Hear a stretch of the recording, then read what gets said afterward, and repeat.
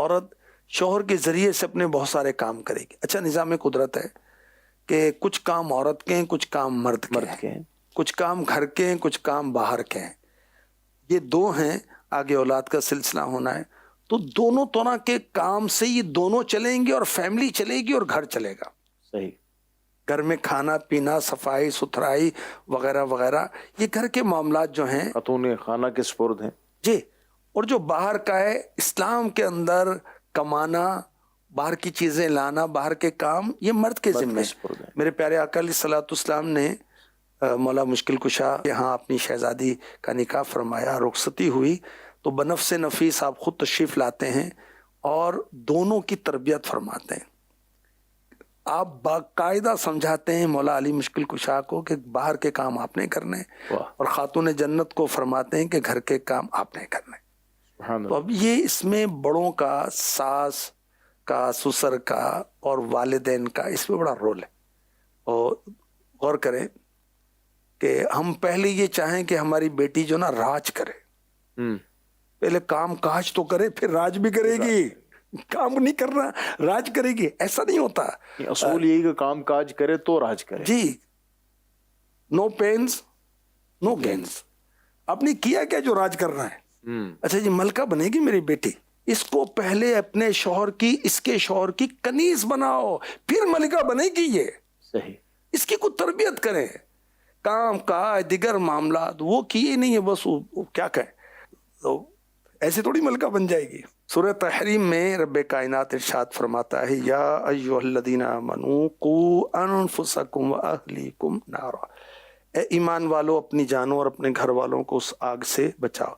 مولا مشکل کشا رضی اللہ تعالی عنہ بہت بڑے عالم اور بہت بڑے مفسر اور قرآن کے حافظ اور قرآن کو سمجھنے والے, قرآن کو سمجھانے والے, مسلمانوں کے چوتھے خلیفہ اور میرے آقا علیہ الصلوۃ والسلام کی لاڈلی شہزادی خاتون جنت کے شوہر رضی اللہ تعالی عنہ. آپ فرماتے ہیں اس آیت کے تحت اپنے آپ کو اور اپنی فیملی کو خیر کی تعلیم دیں اور انہیں زندگی کے آداب بتائیں, سیوک سینس بتائیں, اسلامک مینرز.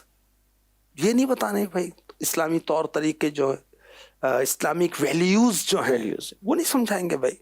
اچھا, اعلیٰ حضرت نے شوہر پر بیوی کے حقوق جو بیان کیے, نفقہ اور سکنا, یعنی خرچ جو ہے اور گھر جو ہے یہ شوہر کے ذمہ ہے, پھر حق مہر شوہر کے ذمہ ہے, حسن معاشرت اچھی طرح رہنے سہنے کا ڈھنگ شوہر کے ذمہ ہے, نیک باتوں کی تعلیم شوہر کے ذمہ ہے, حیا اور حجاب کی تاکید یہ شوہر کے ذمہ ہے, اس کے خلاف عمل کرے سمجھائے, ہر جائز بات میں اپنی بیوی کی دلجوئی کرے, اور عورت کو شرعی مسئلہ, جہاں سے آپ نے بات شروع کی, عورت کو شرعی مسئلہ درپیش ہے تو اب کیا کرے. باہری شریعت میں اس کا طریقہ لکھا ہے. اعلیٰ حضرت کی بات مکمل ہوئی, اب باہری شریعت کی بات ہو رہی ہے.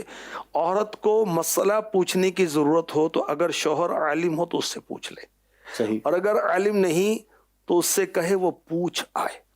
ٹھیک. اور ان صورتوں میں اس سے خود عالم کے ہاں جانے کی اجازت نہیں. یہ صورتیں نہ ہوں تو با پردہ طریقے سے جا سکتی ہے.